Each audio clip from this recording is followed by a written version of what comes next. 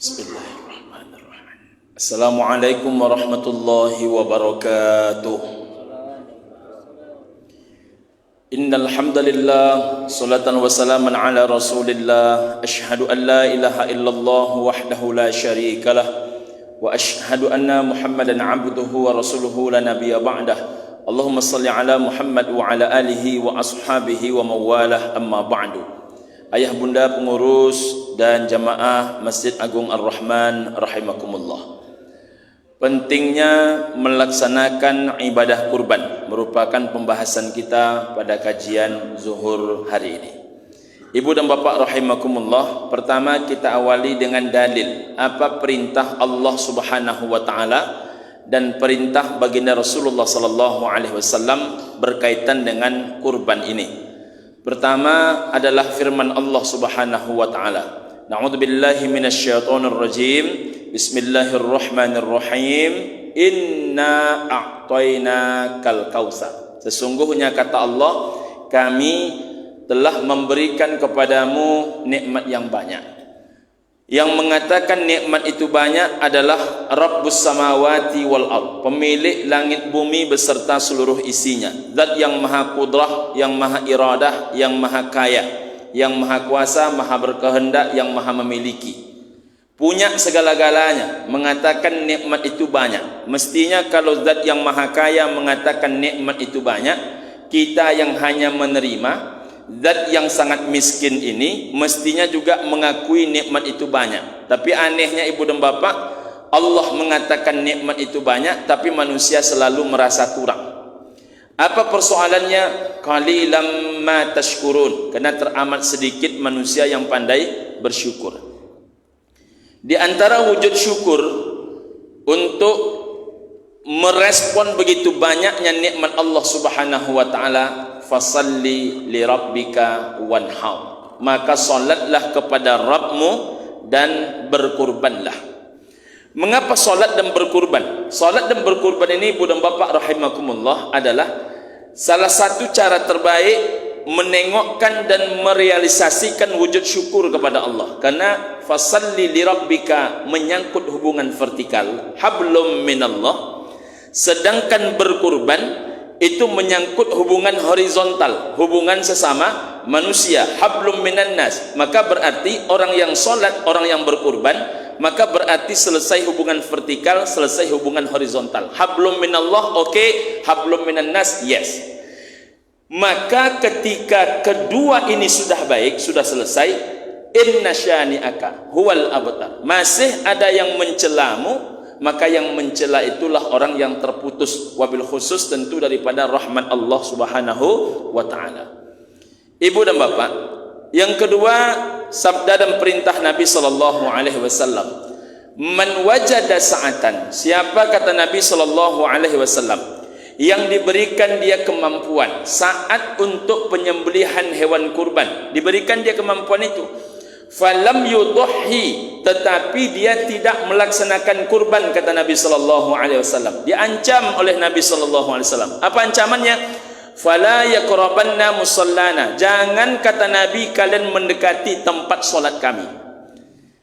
Kalau hari ini ibu dan bapak kalimat ini diancamkan kepada kaum muslimin, belum tentu semua hati kaum muslimin itu bergetar. Tapi kalau diancamkan oleh Nabi kepada para sahabat, kalian yang sanggup berkurban tapi tidak kalian berkurban, jangan kalian dekati tempat solat kami. Ini persoalan serius bagi para sahabat ibu dan bapak rahimakumullah. Mengapa demikian? Sangat sensitif mereka kalau sudah menyangkut hubungan mereka, apalagi pertemuan mereka dengan Allah dan Rasulullah sallallahu alaihi wasallam. Nah, orang yang sanggup tapi tak melaksanakan, jangan, kata Nabi, mendekati tempat solat kami. Salah satu laki-laki yang paling risau itu namanya Ja'far.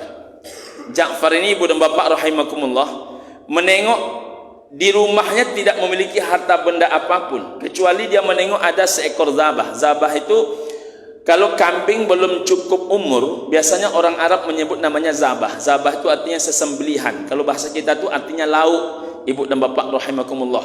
Kalau mau lebih dikerenkan, kambing muda.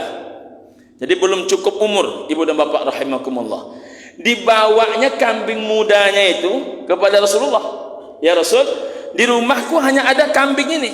Kalau kambing ini pun juga harus aku kurbankan, maka habis seluruh kekayaanku. Akan tetapi ya Rasul, kalau kambing ini tidak aku kurbankan, aku khawatir bahagian orang yang tak boleh mendekati tempat solatmu. Masya Allah, sebegitu khawatirnya mereka. Apa kata Nabi SAW? Sembelihlah kambingmu itu, berkurbanlah engkau dengan kambingmu itu. Jadi kalau orang yang hanya punya seekor kambing, itu pun usianya belum cukup 2 tahun, disuruh oleh Nabi dia berkurban dengan kambingnya itu, bagaimana kalau bapak-bapak yang punya mobil tak berkurban? Bagaimana dengan ibu-ibu yang punya gaji di atas 4 juta sebulan lalu tak berkurban? Bagaimana kalau yang ahlul hisab, yang perokok-perokok lalu tak berkurban? Datanglah telepon kepada saya, seorang ibu-ibu menelpon, saya tak habis pikir dengan suami saya ini Pak Ustaz. Ada apa Bu? Rokok suami saya ini dia menyebut esi namanya. Rupanya kata jamaah bukan esi Pak Ustaz, ese Pak Ustaz kata dia. Tapi istrinya menyebut esi, karena saya tak berpengalaman tentang perokokan, ibu dan bapak rahimakumullah. Saya tanya, sebungkus berapa?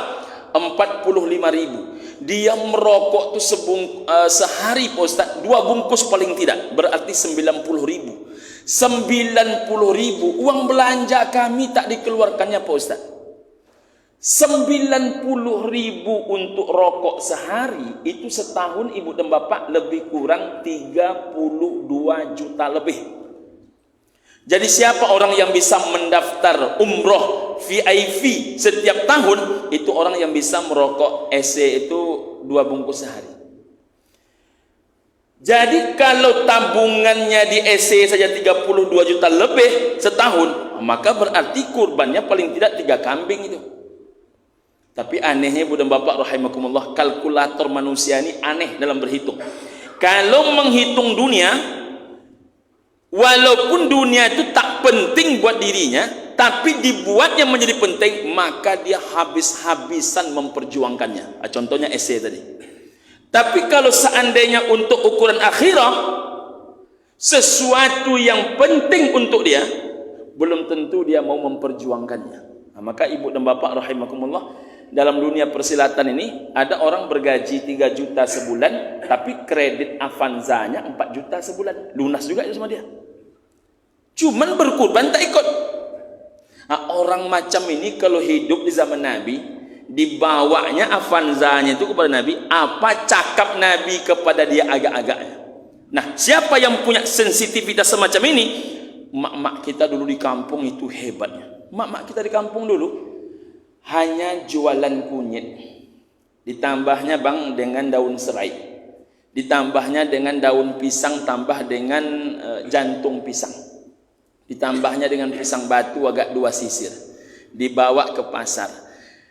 Maaf, tempat penyimpanan dulu tak ada Pak. Saya tahu betul karena saya ini anak dari mulai nenek sampai emak kandung, itu dulu salah satu jualan kami, ibu dan bapak rahimakumullah. Kalau tak laku, maka menjadi sampah dia, karena tempat penyimpanannya tidak ada. Tapi tiap masa kurban, itu nenek dan emak kita berkurban. Di Pekanbaru inilah kita berjumpa orang PNS tak berkurban. Di Pekanbaru inilah kita berjumpa developer tak berkurban, hakim tak berkurban, jaksa tak berkurban, polisi ada yang tak berkurban. Ada lagi ibu dan bapak rahimakumullah, pengusaha tak berkurban, anggota DPRD tak berkurban. Ini kalau ada pula anggota DPRD tak berkurban.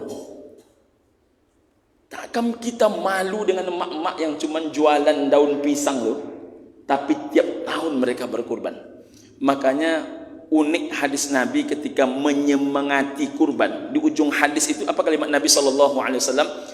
Fatibu biha nafsa. Berikan semangat kepada jiwa kalian, kata Nabi, untuk berkurban.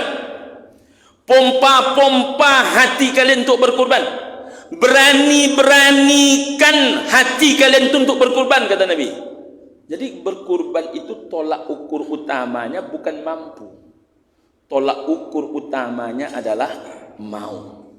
Karena maulah yang menghadirkan mampu, karena dibalik kemauan maka hadirlah kemudahan. Di mana ada kemauan, maka disitulah ada jalan. Tapi kalau hanya sebatas kemampuan, banyak dalih untuk membatalkan kemampuan, karena memang yang punya badan itu yang tidak memiliki kemauan. Tapi selebih itu, ibu dan bapak, seluruh ini adalah transaksi kita dengan Allah. Siapa yang berani bertransaksi dengan Allah, maka keuntungannya dari Allah. Tapi siapa yang hanya berani bertransaksi dengan manusia, maka janjinya hanya dari makhluk yang kadang-kadang lebih banyak dusta daripada benarnya. Assalamualaikum warahmatullahi wabarakatuh.